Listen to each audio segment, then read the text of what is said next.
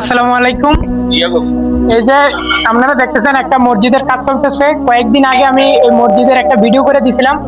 ওই ভিডিওটা দেখে আমার এক বড় ভাই মানিকচুরি মহামণির থেকে এক সিএনজি সমিতির সেক্রেটারি মমিন ভাই কিছু টাকা দিছে মসজিদের জন্য।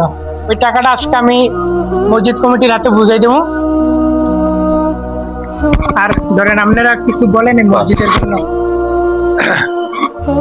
আসসালামু আলাইকুম।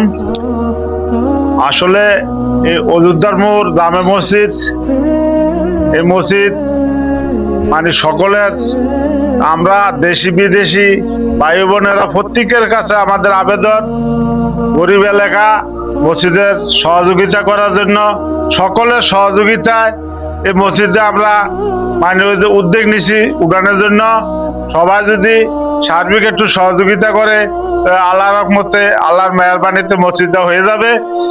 যে আমরা যাই কিছু করি, দান চকাত করি, আসলে মানে মসজিদের এটা উত্তম কাম। সকলে নামাজ পড়বে, টয়লেট থাকবে, অজুখানা থাকবে, এটা সকলের কাছে মানে আমাদের আবেদন অযোধ্যার মোড়ের পক্ষ থেকে সবাই মানে ওই যে সহযোগিতা করার জন্য। আর যে টাকাটা মানিকচুরি থেকে দিছে সিএনজি সমিতির সেক্রেটারি, উনিকে আমরা অযোধ্যার মোড়ের পক্ষের থেকে ধন্যবাদ জানাই।